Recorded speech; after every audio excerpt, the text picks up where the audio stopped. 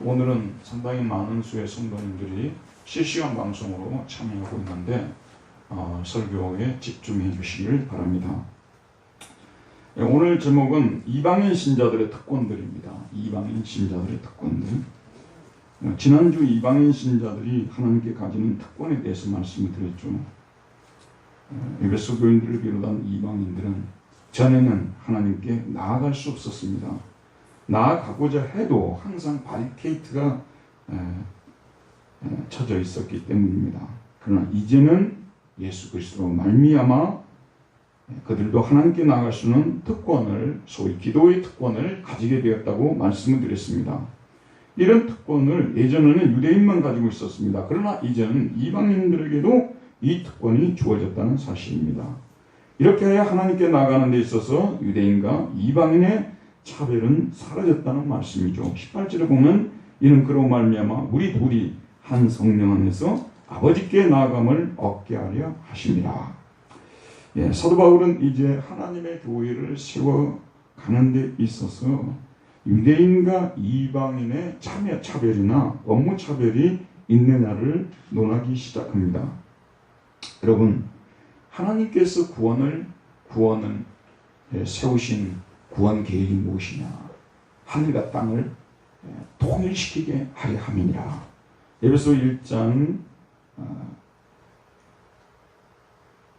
10절에 보면 하늘에 있는 것이나 땅에 있는 것이 다 그리스도 안에서 통일되게 하려 하십니다. 하늘과 땅을 통일시키는 것이 하나님의 구원 계획입니다. 그런데 여러분, 이 하늘과 땅을 통일시키려는 하나님의 원대한 계획의 중심에는 교회가 서 있습니다. 하나님께서는 그의 통일 계획을 다른 국가나 단체를 통해서가 아니라 교회를 통해서 이루고자 하십니다. 교회가 이렇게 중요한 것입니다. 통일을 이루는데 하나님께서 교회를 통해서 이런 일을 하신다는 말씀이죠. 하나님은 그리스도 예수님을 보내시어 유대인과 이방인 사이에 막힌 담을 허시고 그들을 한 몸으로 만들어 교회를 세우셨습니다. 교회는 유대인과 이방인들로 구성이 되어 있습니다. 예전의 유대인이 아니라 새로운 그리스도인입니다.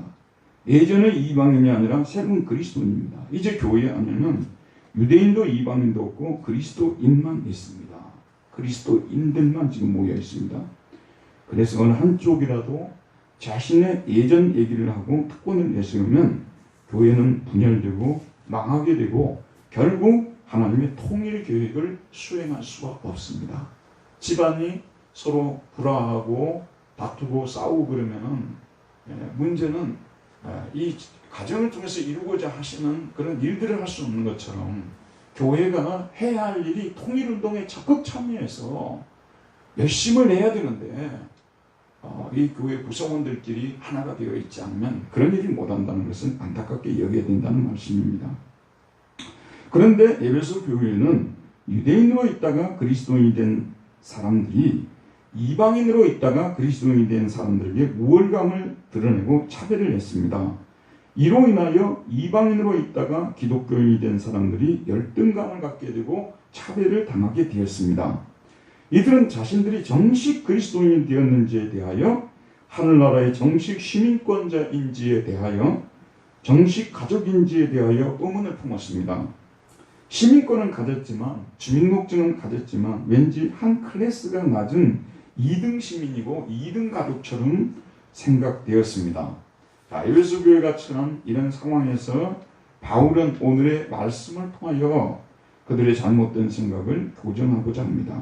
그는 에베소 교인들에게 이방 기독교인들이 가진 특권들을 열거하며 그들로 자신감을 갖게 하고 힘을 내게 합니다.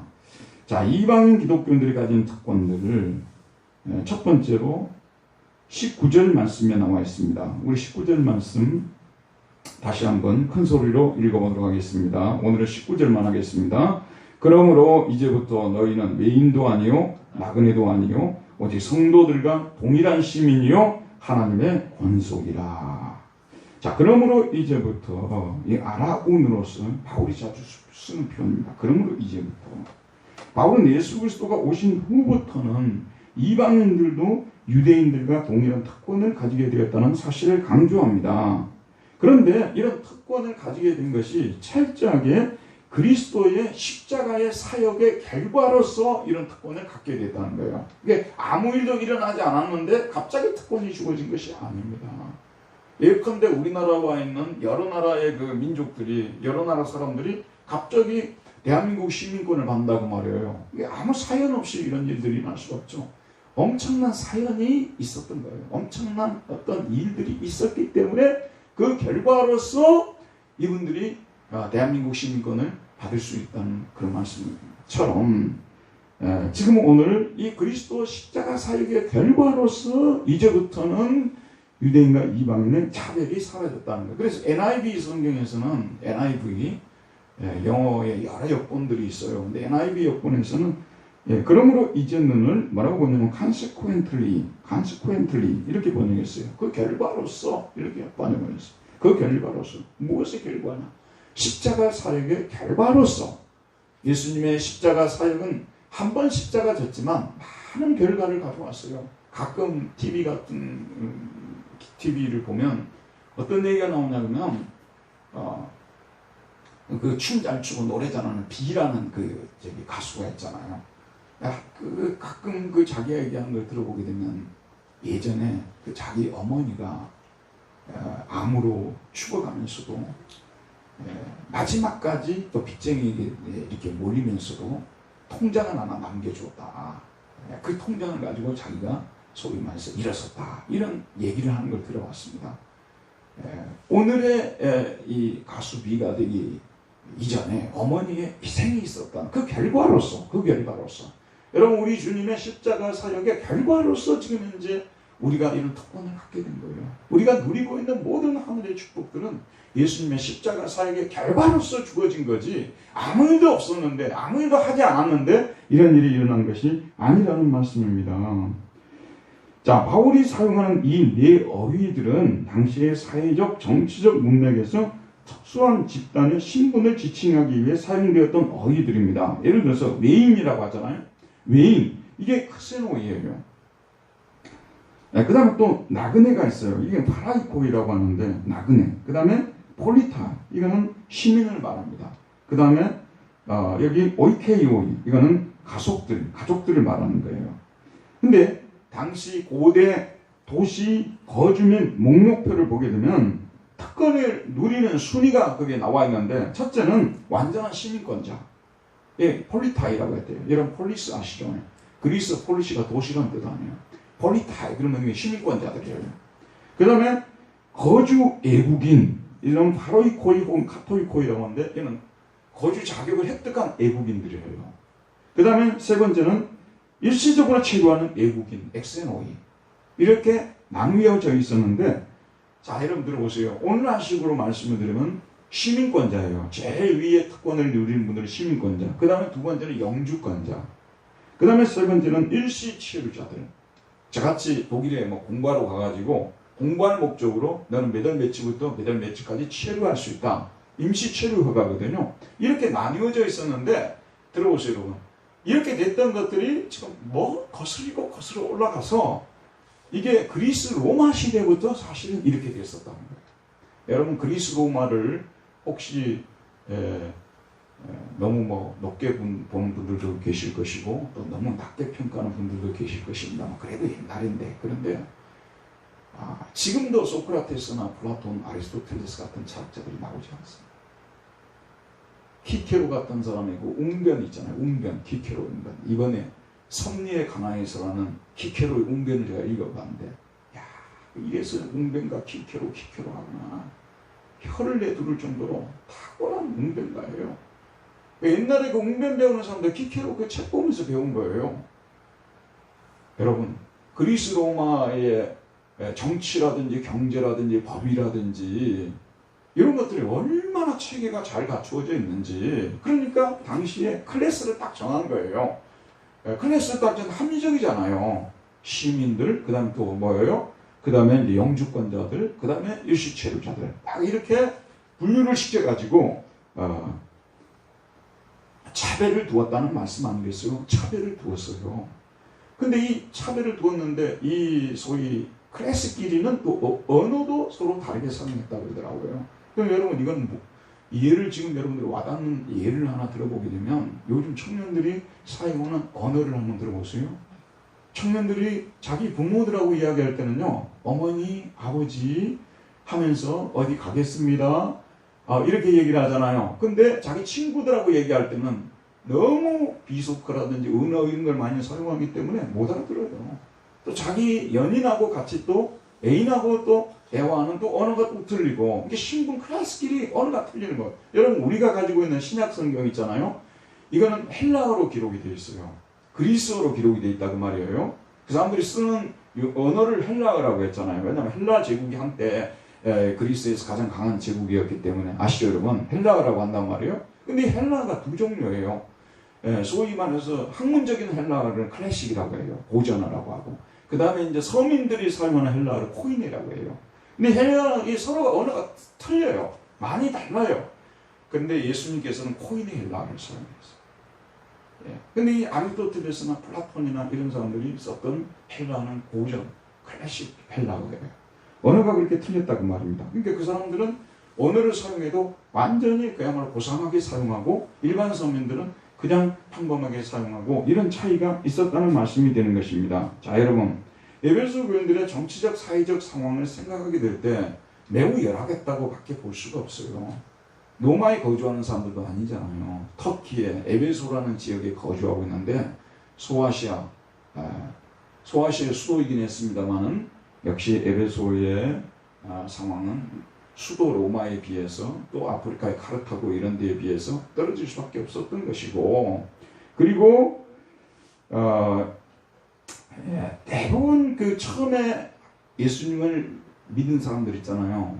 처음에 신앙을 받아들인 분들은 우리나라도 그렇습니다만 하층민들이 주로 받아들이거든요. 그래서 고린도에 보내는 편지에서 너희 중에 학벌이 좋은 자가 있느냐, 문벌이 좋은 자가 있느냐, 아니면 가문이 좋은 자가 있느냐, 이렇게 바울이 말했지 않습니까? 그러니까 에베소 교인들이 사회경제적으로도 볼 때도 가난하고 또 차별도 받고 그랬던 사람들이 교회 안에 많이 들어와 있다는 그런 걸 우리가 유추할 수 있다는 말씀 아니겠어요? 또 에베소 교회에 그런 또 실적인 고통이 있는데, 또 하나의 고통은 뭐냐면 교회에 들어왔는데 교회에서도 자기들은 1등 교인이 아니야. 항상 2등 교인이 2등 교인. 유대인으로서 예수를 믿었던 사람들이 1등 교인이고, 자기들은 클래스가 한 단계 낮은 그런 그리스도인이라는 생각을 갖고 있었던 것입니다. 그래서 바울이 복음을 전한 후에 너희들의 위상이 달라졌다. 차별은 철폐되었다. 이제 유대인과 이방인 모두 한 몸을 이루어서 하나님 앞에 나아가는 시대가 되었다. 정식 시민권자고 하나님의 정식 가족이 되었다고 계속해서 말씀을 전했는데도 불구하고 이 사람들이 잘 못 받아들이는 거예요. 잘 못 받아들이는 거예요. 신분이 갑자기 바뀌면요, 그럴 만도 해요. 여기 지금 이제 자기 네팔에서 온 노동자가 있는데 어느 날 갑자기 대한민국 시민권자가 되었다고 시민권을 갖다 주잖아요. 그럼 참 한동안 긴가민가 할 거예요. 지금 이게 지금 제대로 된 일인지 누가 사기를 치고 있는 건 아닐까, 이렇게도 생각이 들 수 있잖아요. 갑자기 그게 바뀌었기 때문에. 이게 에베소 교인들이 이방인으로 저 변방에 살고 있었는데 정식 유대인들과 동일한 하나님 나라의 시민이 되었다는 이 사실을 얘기를 해주니까 이 사람들이 받아들이지 못하는 것이에요. 바울이 너희들이 이제부터는 더 이상 외인이 아니라고 말하고 있어요. 일시적으로 체류하고 있는 외국인들이 아니라는 거예요. 그 다음에 오늘날로 말하자면 영주권자들도 아니라는 말씀입니다. 그 다음에 성도들과 함께 동일한 시민이라고 말하고 있어요. 완전한 시민권자를 폴리타이라고 하는데, 여기 지금 쓴 시라고 단어가 심폴리타이예요. 심포니 여러분 아시죠? 교양 악단을 심포니라고 하면 교양악을 심포니라고 하잖아요. 심은 함께라는 뜻이에요. 동일한이라는 뜻이에요. 동일한 폴리타이어, 동일한 시민권자들이라고 말씀하고 있습니다. 에베소 교인들도 유대인으로서 하나님을 믿은 사람들하고 동일한 시민들이라고 이렇게 강조를 하고 있습니다. 그 다음에 네 번째로는 오이케이오스라는 단어를 쓰고 있습니다. 하나님의 권속이라는 말을 쓰고 있어요. 너희들이 하나님의 가족이다. 너희들도 동일한 하나님의 정식 가족이라고 말씀해주고 있습니다. 한 단어가 당시의 신분이 아주 중요한 시대에, 클래스를 나누는 시대에 이런 표현들은 거의 혁명적이었다고 말씀을 드릴 수밖에 없어요. 우리 한국 기독교회사를 공부를 해보게 되면요, 서양 선교사들이 와서 복음을 전하면서 점점 신분이 철폐가 되어지는데, 김제에 가게 되면 무슨 교회예요? 그게 유명한 교회 있잖아요. 전라북도 김제에 가게 되면 무슨 교회인데 갑자기 생각이 안 나는데, 거기에 이 기억자로 된 교회잖아요.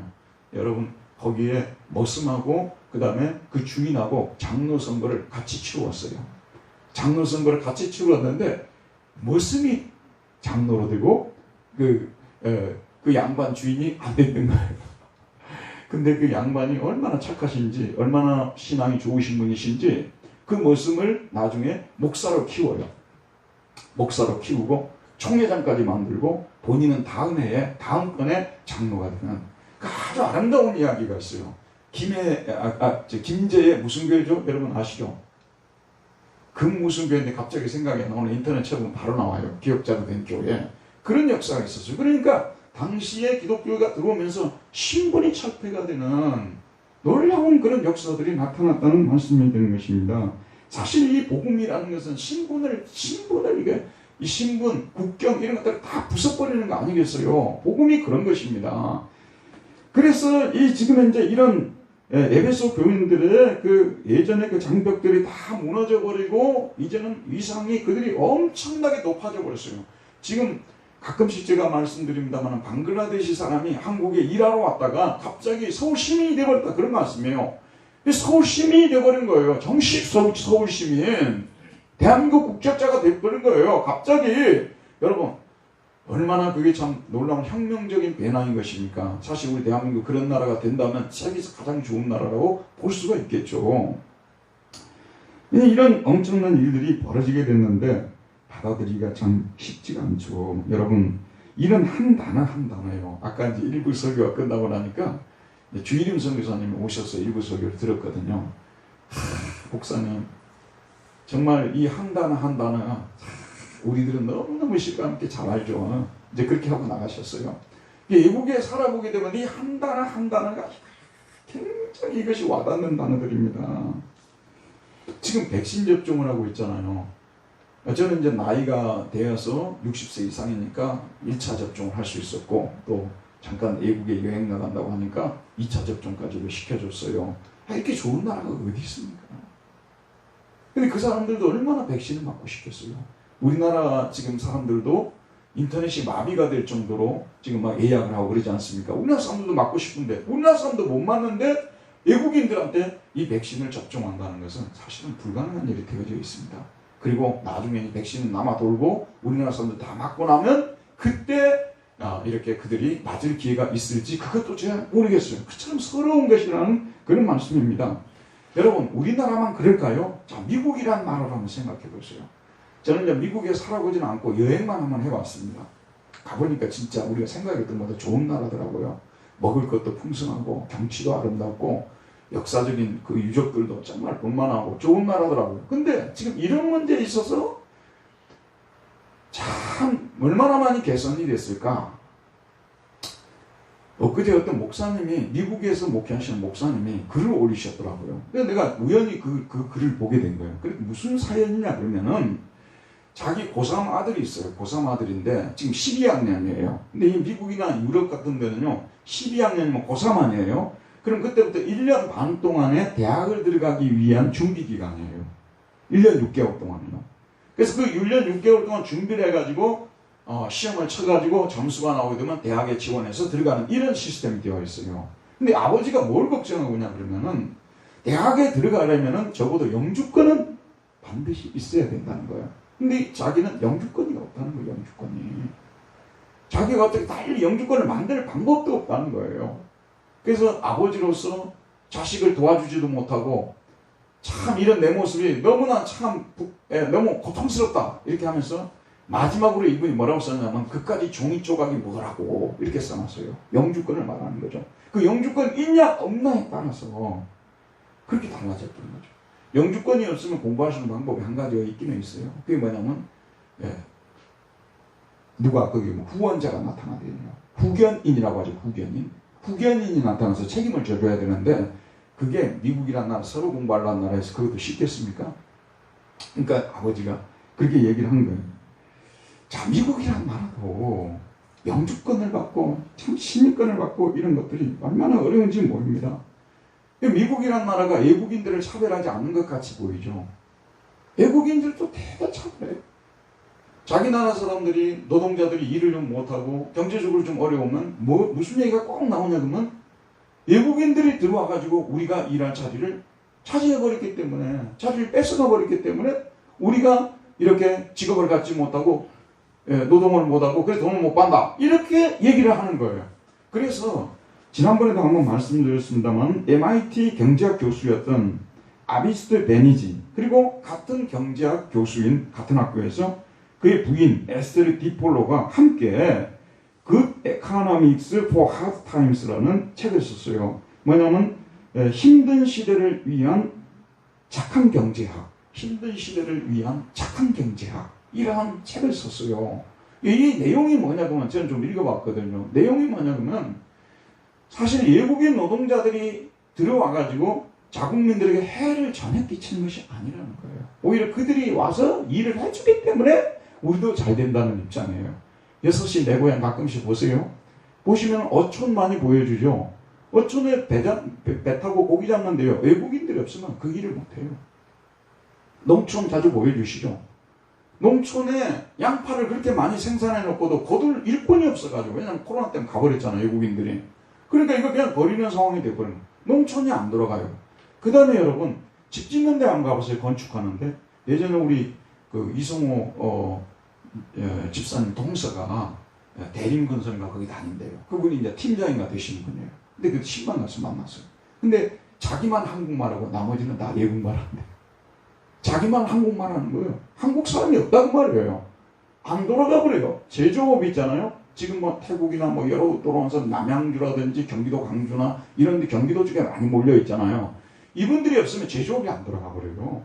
사실 그들이 와서 저임금에 일을 해주니까 우리나라도 지금 돌아가고 있는 거 아니에요. 그런데도 항상 문제가 생기면 바로 외국인들 때문이다. 외국인들이 들어와가지고 우리 자리를 다 뺏어가고 이런 소리 한다는 것입니다. 이런 얘기가 그때나 지금이나. 그래서 이 사람들 이거 연구해가지고 노벨 경제학상 받았어요. 이분들이 이거 연구해가지고 노벨 경제학상을 2019년에 받았습니다. 자, 여러분. 차별이라는 것이 그때나 지금이나 다 있어요.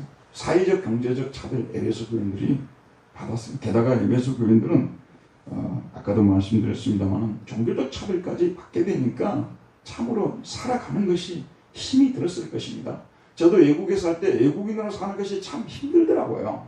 아까 주일임성 교사님과 같이 얘기를 하는데 본인도 참 목사님 서로 그냥 눈을 쳐다보면서 참 알겠다고 비자까지 것이 무엇인데 그거 받겠다고 한 2년 전인가 3년 전인가 우리 아들이 비자를 받는데 여러분 이게 정말 이런 일이 있을 수 있을까 하는데 그 내일 받지 않습니까? 오늘 저녁 한 10시부터 가서 기다리고 있어야 돼요. 그 잠을 거기서 자야 되는 거예요. 여러분 납득이 됩니까? 이해가 됩니까? 내일 지금 받는데 표를 받기 위해서 오늘 저녁에 가가지고 지금 2021년이잖아요. 독일에서 이런 일이 벌어지고 있다는 것입니다. 외국인으로 사는 것이 얼마나 힘든지. 근데 오늘 말씀에 보면 뭐라고 말씀하시냐면 그러므로 이제부터 너희는 외인도 아니고 나그네도 아니다. 외국인도 아니고 그냥 잠시 체류 비자 받은 나그네들도 아니라는 것입니다. 이렇게 얘기를 하니 참 이게 실감 있게 받아들여졌겠습니까? 더 이상 너희들이 외국인들이 아니고 자국민하고 똑같다. 너희들도 시민권자들이다. 이렇게 하니까 이게 참으로 받아들여지기가 쉽지가 않습니다. 여러분 오늘날의 교회를 한번 생각해 봅시다. 교회는 두 종류의 사람들이 모여 있습니다. 모태신앙이거나 몇 때부터 믿어왔던 그런 모태신앙인들이 있잖아요. 또 어릴 때부터 신앙생활 했던 분들을 통틀어서 그냥 모태신앙 이렇게 하고, 그 다음에 이제 청년 때라든지 또 중고등부 시절이라든지 아니면 또 성년이 되었을 때, 성인이 되었을 때 어떤 계기가 되어서 교회를 나왔다 그런 말씀이에요. 근데 이 두 사람이 보이지 않게 겉으로는 표현을 하지 않지만 특별히 교회가 좀 갈등이 많고 좀 이렇게 힘든 그런 교회들은 이것이 굉장히 심하게 표출이 됩니다. 여러분 잘 아시다시피 못된 신앙인들은 어릴 때부터 성경을 쭉 배워온 사람들 아니에요? 교회 문화에 익숙한 사람들이잖아요. 그렇기 때문에 또 교회 일도 대부분 이분들이 하거든요. 새로 들어온 사람들은 성경도 아직까지 잘 알지 못하고 교회 문화에도 익숙하지 않고, 그리고 자기들은 교회 일에도 적극적으로 참여하지 못하다 보니까 항상 자기들은 떠도는 사람들이 되는 거예요. 정착이 안 되고, 심지어는 혹시 나는 2등급 신앙인은 아닌가, 교회도 이렇게 계급이 있는 것인가, 아니나 또 다를까, 들어보니까 막 장로도 있고 안수집사도 있고 막 하니까, 권사도 있고 하니까 이건 뭐 계급이 있는 거 아닌가. 아니 여러분, 사신자 입장에서 한번 생각해 보라니까요. 충분히 이럴 수가 있다는 말씀이 되는 것입니다. 이런 상황은 오래 다니는 성도님들이, 교회에 오래 있었던 분들이 좀 이렇게 소외를 시킨다든지 좀 무시한다고 생각할 때 다 이렇게 마음속에서 막 서러움이 올라오고 열등의식도 생기고 이렇게 된다는 말씀이 되는 거 아니겠습니까? 먼저 된 성도님들이 정말 중요해요.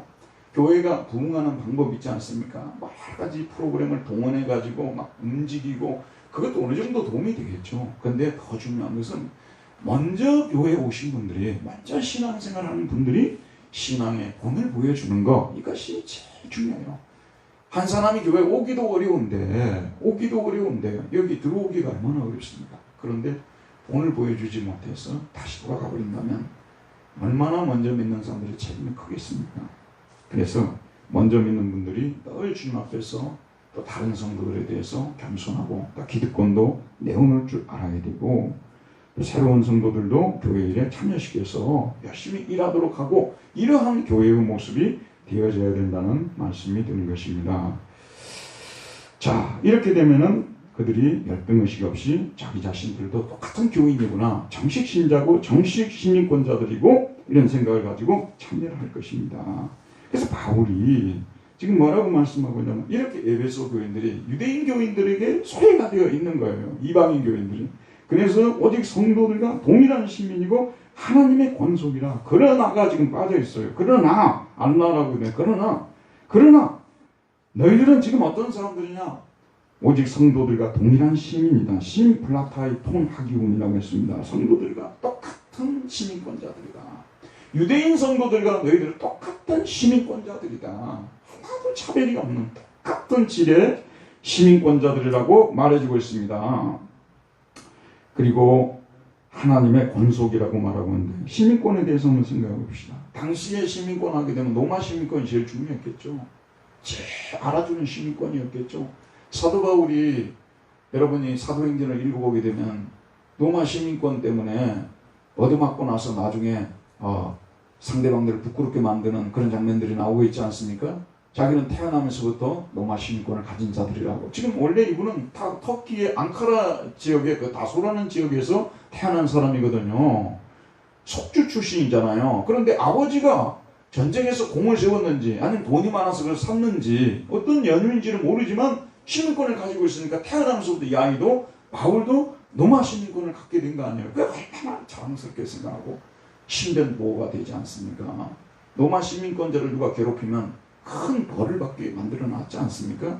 그런데 하나님 나라 시민권과 로마 시민권을 비교를 해보세요, 여러분. 네. 그 특권에 있어서 비교가 안 되겠죠.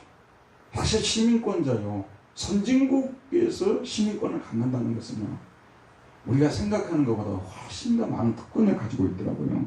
저는 이제 아무것도 모르고 독일로 갔기 때문에 일어나는 모든 일들이 저에게는 문화 충격 아니겠어요? 근데 어떤 문화 충격을 받은 적이 있냐 그러면, 한 번은 이제 우리 그 간호사로 오신 그 집사님이신데, 그 집사님이 이제 딸을 낳았어요. 딸이 둘인데, 그 이제 거기 가서 집사님들이 딸을 낳으면은 그 태어난 아이들은 바로 시민권을 받지 않습니까? 그게 완전 독일 시민권자죠. 이 아이가 이제 커가지고 결혼을 했어요. 결혼했는데 아이를 낳았는데 그 미군하고 결혼했고 아기를 낳았는데 아기가 기형아가 태어난 거예요. 근데 이 애를 하루 동안 생명을 유지하는데 드는 돈이 어마어마한 돈이에요. 근데 독일 시민권자이기 때문에 저한테 뭐라고 하냐면 목사님 걱정하지 마시고 저희들은 독일 시민권을 가지고 있기 때문에 독일에서 이걸 다 책임져 주십니다. 여러분, 저는 어쨌는지 아십니까? 저는 독일 시민권을 가진 사람이 아니고 공부할 목적으로 잠시 체류가 있었던 사람이기 때문에 보험금을 내야 되는데 저하고 우리 집사람하고 50세가 넘지 않습니까? 그럼 보험금이 거의 100만을 거의 도달했거든요. 처음에는 뭐 6, 70만 하다가 나이가 들면 들수록 더 올라가요. 그게요. 왜냐면 나이가 들면 들수록 이게 병이 많이 생기니까 합리적이죠. 그러니까 아예 우리는 보험에 가입을 안 한 거죠. 그러면 이제 병이 나면 어쩌냐. 문제가 생기면 꼭 그런데 한국인 의사들이 있어요. 한국인 의사들이 꼭 있습니다. 그러면 한국인 의사들한테 가가지고 진찰을 받고 적은 돈을 내고 우리가 도움을 받고 안 되면 한국에 와서 치료를 받고 이렇게 지냈던 것 같습니다. 시민권을 가진 사람들과 가지지 않은 사람들의 그 혜택이 얼마나 큰 차이가 있는가 제가 실감나게 체험을 했던 것입니다. 자, 여러분, 에베소 교인들이 한나라 시민권을 받게 되었다는 것, 성도들과 동일한 시민이 되었다는 것. 그래서 유대인 그리스도인들은 1등 시민이고 이방인 그리스도인들은 2등 시민이 아니라는 것이죠. 이방인 그리스도인들 역시 정식 1등 시민들이 된 것입니다. 1등 시민이 되었기 때문에 하나님 나라의 법으로 보호를 받고 군대를 보호를 받고 시민들이 가지는 여러 가지 특권들을 가지게 됐다는 말씀 아니겠어요? 그런데 이런 특권이 로마 시민권자들이 가지는 특권과 비교할 수 없었다는 말씀 아니겠어요?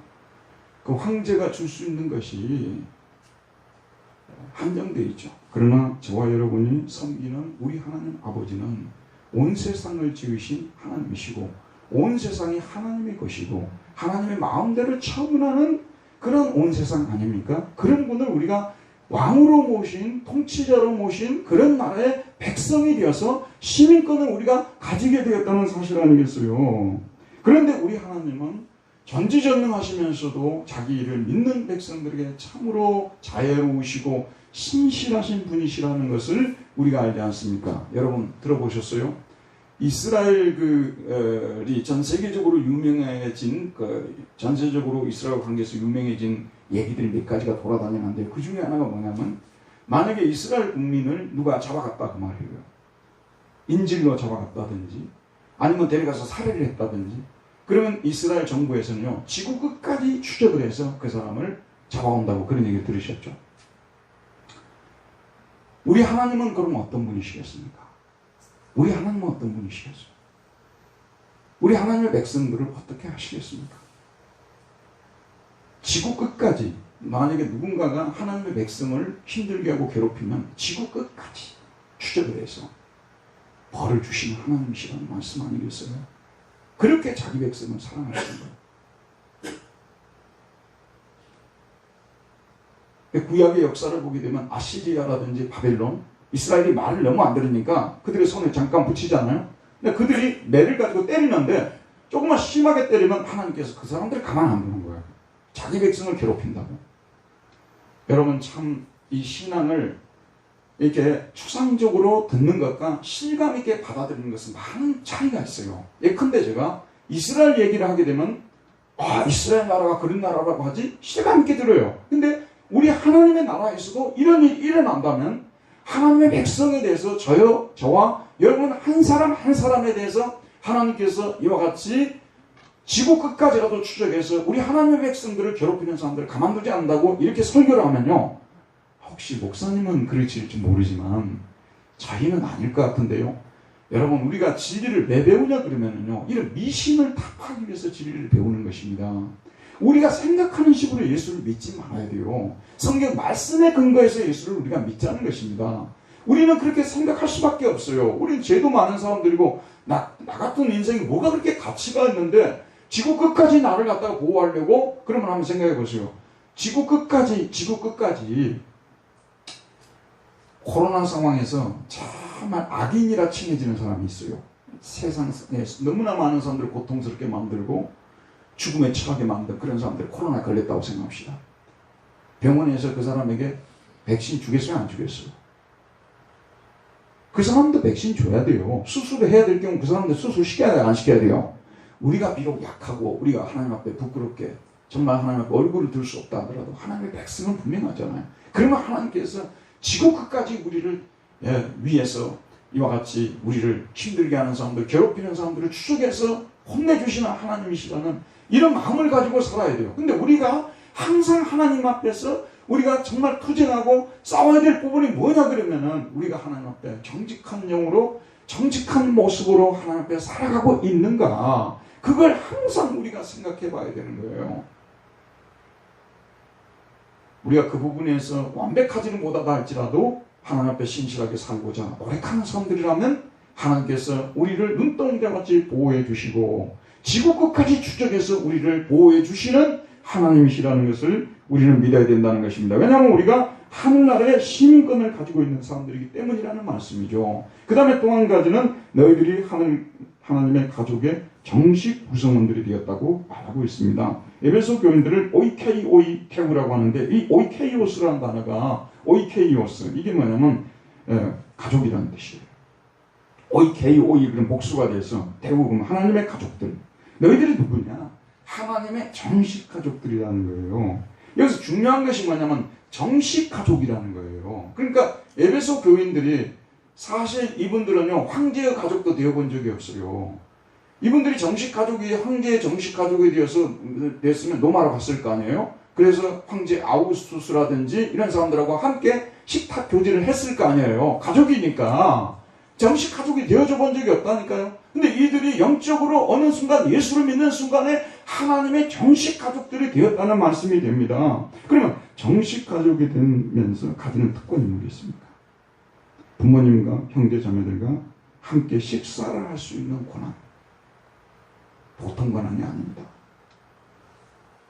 우리 권사님, 우리 김희수 권사님, 제가 그 집에 가 식사 좀 해도 될까요? 네, 아이고 우리 가족끼리 식사하는데 그게 길라고 뭐 이렇게 하시고 그냥 식당에서 사드릴게요 뭐 이럴 거라고. 가족끼리 식사하는 거잖아요. 식사는 가족들끼리 하는 거예요. 가족 식사일 경우 그잖아요. 가족들끼리만 모여서 식사를 해요. 그리고 언제든지 가족은 원할 때 가서 대화를 나눠요. 여러분 자녀들이 부모님한테 대화를 나눌 때 아버지 제가 오후 4시부터 6시 사이에 대화를 좀 하고 싶습니다. 그 시간 좀 비워두십시오. 저를 위해서 내주십시오. 이런 가족이 있어요? 사실 독일에 가니까요. 문화 충격 아니에요. 어느 방문 앞에 딱 가니까 교수님 방 앞에 스프레시tun데라고 딱 이렇게 써놨어요. 이게 뭐냐면 대화 허가 시간이에요. 그래갖고 오후 4시부터 6시까지 오라고 4에서 6으로 딱 이렇게 써놨어요. 그 시간에만 가야 돼요. 그 시간 외에 가면은 만나주지가 않아요. 대화 허가 시간이거든요. 근데 가족은 그런 게 있어요. 원하는 때 언제든지 이렇게 대화를 나눌 수 있고 교제를 할 수 있다는 것입니다. 그러면서 아버지께 원하는 것을 말씀을 드릴 수 있고 또 재산을 공유할 수 있어요. 재산을 공유합니다. 가족이니까요. 근데 이제 우리 현준이가 집에 들어가가지고 보니까 새로 그 아주 뭐 카우치라고 하는데 여기서는 뭐라고 합니까? 그 앉아 있는 의자 있잖아요. 네? 아 소파라고 소파를 이제 사다 놨어요. 그러니까 현준이가 들어가가지고 어머니 제가 이 소파에 앉아도 됩니까? 뭐라고 하는 줄 아세요? 왜 이 색을 사다 놨어? 이것보다 좀 더 좋은 것은 없었어요? 아니 왜 이쪽에다가 이렇게 놔뒀어요? 자식들이 그래요. 왜냐면 자기 자식이니까. 여러분 이런 부분이 제가 지금 지난 몇 주째 계속 말씀드린 이런 부분이 있잖아요. 하나님과 우리와의 아버지와 자녀와 관계, 친밀한 관계, 예수 그리스도를 믿음으로 우리가 이런 관계 속으로 들어왔는데 사실상 우리는 유교, 불교, 도교, 샤머니즘 이런 문화 속에서 기독교가 들어왔기 때문에 친밀한 기독교하고는 거리가 멀어요. 의무는 잘 수행을 해요. 의무는 잘 수행하는데 특권을 누리는 데 있어서 우리 익숙하기 쫓아도 하지 않아요. 익숙하지 않다니까요. 집에 들어와서도 여기 자리에 앉아도 됩니까? 이러는 기독교를 우리가 지금까지 믿어온 거예요. 여기서 깨뜨려야 되는 거예요. 왜 우리가 진리를 배워야 됩니까? 아니, 하나하나 잘못된 생각을 깨뜨려야 되는 거예요. 하나님의 우리가 어떤 사람들이 되었다고요? 정식 가족이라니까요. 여러분, 정식 하나님의 가족이라니까요. 이렇게 하나님과 관계 속에 우리가 들어오게 되었습니다. 우리가 하나님의 가족이라는 이 사실을 늘 가슴속에 새겨야 합니다. 우리 모두 예전에는 낯선 사람들이었지만 예수님 때문에 예수님 안에서 하나님의 한 가족이 되었습니다. 우리는 가족임에도 불구하고 가족이 아닌 이방인 대하듯이 살아가고 있지는 않습니까? 우리는 낯선 사람들이 아닙니다. 자, 여러분, 지금부터 좀 잘 들어보세요. 교회는 각자의 이익을 위해 모여있는 이익사회가 아니에요. 예수님의 피로 한 가족이 된 형제자매가 모이는 혈연 공동체입니다. 1920년대에 아주 젊은 신학생이 베를린 대학에서 아주 유명한 이 박사 논문을 써서 제출했어요. 제가 그 졸업을 했던 그 훔볼트 대학교인데 당시는 그 베를린 대학이었거든요. 거기에서 이 보네퍼라는 사람이, 디트리히 보네퍼 있잖아요. 이 사람이 세상을 깜짝 놀라게 하는 논문을 제출했어요. 그 세상을 깜짝하게 하는 논문이 뭐였냐면 이게 성도의 교제라는 논문이었어요. 코무니오 산토룸이라고 해서 산토룸 코무니오, 성도들의 교제, 여기에 대한 논문을 썼는데 21살 때 쓴 거예요. 그때는 여러분이 아시는 그런 보네퍼가 아니에요. 히틀러가 정식으로 총통이 되게 된 것은요, 나치당이 정권을 잡은 것은 1930년대 이후거든요. 21년 때는 비렐름 2세가 통치하던 시대였어요. 비렐름 황제가 통치하던 시대였어요. 히틀러가 통치하던 시대가 아니었어요. 근데 그 당시는 자유주의라는 것이 그야말로 독일을 완전히 강탈을 해버렸어요. 근데 여기에서 자유주의가 가진 문제는, 여러분, 자유주의를 계속 얘기하면 교회가 사실은 교회가 뭔지도 몰라져 버려요. 그러니까 개개인이 양심껏 신앙생활을 하면 그게 자유주의거든요. 그러다 보니까 가장 큰 문제로 대두했던 것이 뭐냐면 교회론이 문제가 돼버린 거예요. 교회를 다니긴 다니는데 철저히 개인과 하나님과 관계 이익사회로만 생각하는 거예요. 계속 개인 그냥 이익사회로만 생각한다니까요. 그래서 여기에 대해서 문제의식을 가지고 이 사람이 논문을 써가지고 교회는 이익사회가 아니고 공동사회다. 당시에 사회학자 테니스라는 사람이 사용했던 게마인샤프트와 게젤샤프트라는 이 두 단어를 가지고 온 거예요. 이게 이 이익사회를 독일에서 뭐라고 하면 게젤샤프트라고 하거든요. 사회학적으로 쓴 용어예요. 사약을 가지고 들어온 거예요. 그래서 이 사람 책이니까 너무 난삽한 것이 뭐냐면 사약 용어들이 너무 많이 나와요. 이 게젤샤프트라는 이걸 가지고 와가지고 교회는 게젤샤프트가 아니라 이익사회가 아니라는 거예요. 주식 투자해놓고 나중에 배당받고 이런 사회가 아니라는 거예요. 교회는 그럼 뭐냐면 혈연 공동체라는 거예요. 그래서 그 유명한 게마인샤프트란 말이 거기서 나오는 것입니다. 성도들이 모여서 교통하는 곳이다. 성도들이 예수의 피로 하나 된 사람들이 교제하는 곳이 바로 교회다. 이 논문을 써가지고 독일의 유명한 신학자들을 어떻게 그와 같은 자유주의 신학이 팽배한 시대에 보네퍼 같은 천재 신학자가 나올 수 있는지 칼바르트가 이거는 신학계의 기적이라고 그런 표현까지 썼습니다. 이 논문 내용이 바로 그거예요. 어떻게 이 교회가 이익사회가 되고 있다는 거예요. 이익사회가 아니고 공동사회라는 거예요. 그러면 여러분, 공동사회가 되게 되면요, 혈연 공동체가 되면 제일 중요한 것이 뭐냐면 밥 먹는 거거든요. 함께 모여서 밥 먹는 거예요. 자, 여러분, 지금 현재 우리 가족을 한번 살펴보세요. 함께 모여서 밥 먹는 가족이 거의 없어요. 왜냐하면 가족도 이익사회가 돼버린 거예요. 지금은요. 가족도 이익사회로 가고 있다니까요. 심지어 가족까지도요. 그러니까 가족인 이유가 뭐냐면 함께 모여서 밥을 먹으면서 서로 교제를 나누는 거 아니에요. 이게 교회로 말하면 성찬식이에요. 그래서 교회가 성찬 공동체가 돼야 되는 거예요. 이해하시겠죠? 성찬을 하면서 성도의 교제를 나누는 거예요. 예수님의 몸을 서로 먹고 마시면서 한 피 바다 한 몸이 이룬 형제 자매들이라는 것을 확인하고 교제하는 공동체. 그 다음에 두 번째, 이 공동체는 뭐냐면 가족이 되게 되면 늘 서로를 염려해주고 서로를 위해서 기도해주는 거 아니에요. 그래서 이 보네퍼가 이 책에서 중보의 기도에 대해서 굉장히 많이 강조를 합니다. 중보의 기도. 이거는 정치적인 색깔하고는 아무 관계없이 쓴 책이라니까요. 히틀러가 지배할 때가 아니라니까요. 여러분 이거 알고 들으셔야 돼요. 그냥 자기들이 가지고 있는 선입견을 가지고 듣지 마시고. 그래서 이 공부를 할 때 이 사람이 언제 쓴 책이냐 이걸 항상 생각하면서 책을 읽어야 되는 거예요. 이거는 아무 관계없는 때 그냥 신학도로서 그냥 자기 시대를 표현한 거예요. 근데 우리가 지금 현재 성도들이 교회에 모였는데 서로를 위해 중보의 기도를 안 해주는 거예요. 그냥 가족도 아닌데 왜 기도를 해줘요? 자기 기도만 하고 자기 응답만 받으면 되는 거지. 자, 이런 식으로. 그래서 이 책을 써가지고 다시 교회가 이런 모습을 되찾아야 된다. 공동체로서의 교회. 되찾아야 된다. 이렇게 말했습니다. 근데 그때 썼던 이 말이 마치 예언자의 소리처럼 오늘 우리 시대에도 어떻게 이 말이 이렇게 설득력 있게 다가오는지. 지금 여러분 현대사회가 점점 가족 해치 아니에요? 핵가족 아닙니까? 혼자 사는 가족이 얼마나 많은 줄 아시죠 여러분? 500만이 넘어요 우리나라에요. 혼자 사는 사람들이. 그 사람들 때문에 집 문제도 이것이 골치 아파지는 거예요. 이런 사회가 지금 우리가 되었는데 교회도 마찬가지입니다. 교회도 어떤 일부의 좀 좋지 않은 목사님들은요. 이 교회를 하나님은 이익사회로 생각하고 회사 같은 주식회사 같은 것으로 생각해가지고 교인들을 열심히 움직이게 만들어서 열심히 일하게 만들어서 교회를 많이 부흥시켰다는 거예요.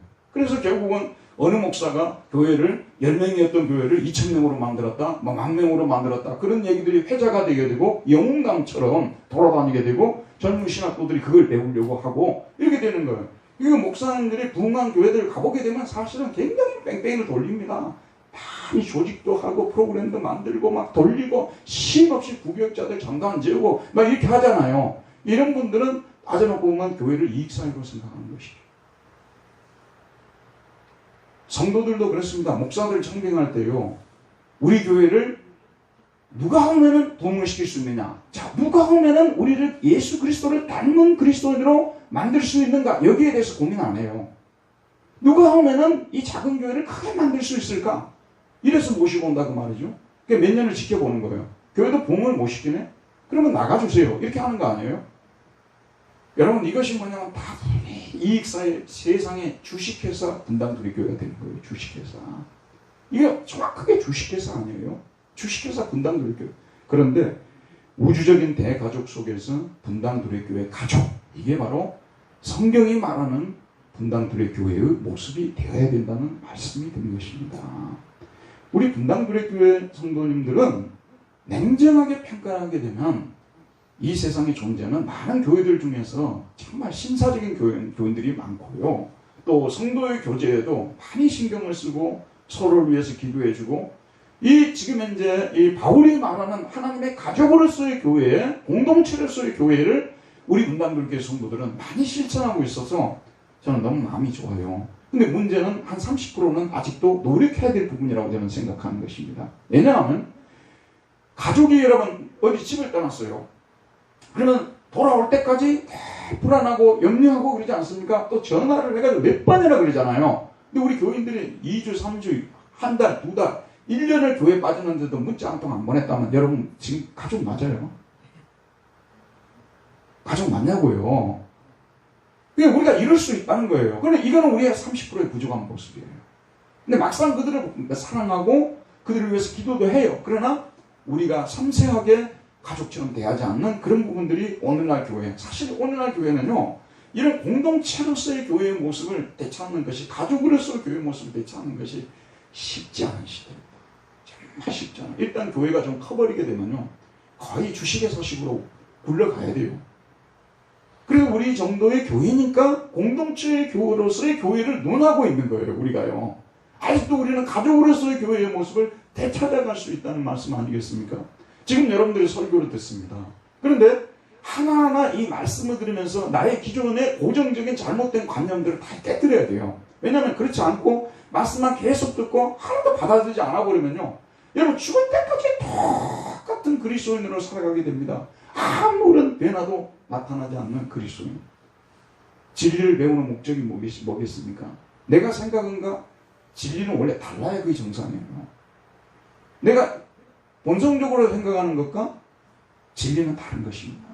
그래서 우리 모두를 성경에서 뭐라고 하냐면 예수님의 한 피, 예수님의 피로서 형제 자매가 된 가족이라고 규정을 하고 있는 거예요. 오늘 성경 말씀에서 이 가정을 저와 여러분들은 지금 현재 가족이에요. 한 나라의 가족입니다. 그리고 한 나라의 시민권자들이고요. 이해하시겠죠? 이러한 지금 현재 우리 신분의 상승 속에서 우리가 지금 현재 살아가고 있다는 사실을 생각할 때, 그리고 이 특권을 우리가 점점점 자꾸 이걸 의식하고 활용하고 그래야 되는 것입니다. 그러라고 우리가 에베소서 강해를 듣는 거지, 그냥 대충 두루뭉실 기독교를 하려고 하면 이렇게 자세하게 설교할 필요도 없어요, 여러분. 아니, 교회 좀 열심히 나와야지. 왜 그렇게 열심히 안 나요? 헌금 생활 잘해야지. 새벽기도 드려야지. 착하게 살아야지. 이것도 좀 돌아봐야지. 아니, 그런 얘기 하려면 사실 설교를 뭐하러 들어요? 이건 본성적으로 누구나 다 알고 있는 이야기예요. 불교인들도 이런 거 다 알고 있고요. 이 세상에 존재하는 웬만한 이 종교인들은 이런 거 다 알고 있어요. 자비를 베풀어야 된다는 것도 다 알고 있고요. 공덕을 쌓으면 거기에 대해서 뭔가 준다는 것도 다 알고 있고요. 성경이 그런 것과 차원이 다른 책이라는 말씀 아니겠습니까? 여러분, 우리는 성경을 통해서 우리의 잘못된 생각들을 하나씩 이것을 꺾어내고 끄집어내서 이걸 해결하고 하나하나의 그 말씀 앞에서 우리 자신들이 부서지고, 그래서 정말 하나님이 기뻐하시는 그러한 가족으로서 하나가 되어서 이제 다음번에 말씀드린 하나님 기뻐하시는 거룩한 성전으로 지어져가는 이런 자리로 가야 된다는 말씀입니다. 그러기 위해서 우리가 오늘 이 말씀도 들은 것입니다. 우리 모두에게 이런 은혜가 넘치기를 바랍니다. 은혜로우신 우리 하나님 아버지, 오늘도 생명의 말씀을 보내주시어서 우리 사랑하는 성도들이 하나님 나라의 시민들이라는 것을 깨우쳐 주셨고, 또 하나님 나라의 권속이라는 것을, 가족이라는 것을 깨우쳐 주었사오니 이 진리가 우리의 마음 깊숙한 곳에 자리를 잡게 해주시고, 아직도 내가 사랑하는 교회의 교우들을 가족으로 대하지 않았는지 생각해보고 회개하는 시간을 갖게 하여 주시고, 우리 모두가 가족으로 살아갈 수 있도록 도와주시옵소서. 예수님의 이름으로 기도하였습니다. 아멘. 다 같이 찬송가 부르시겠습니다.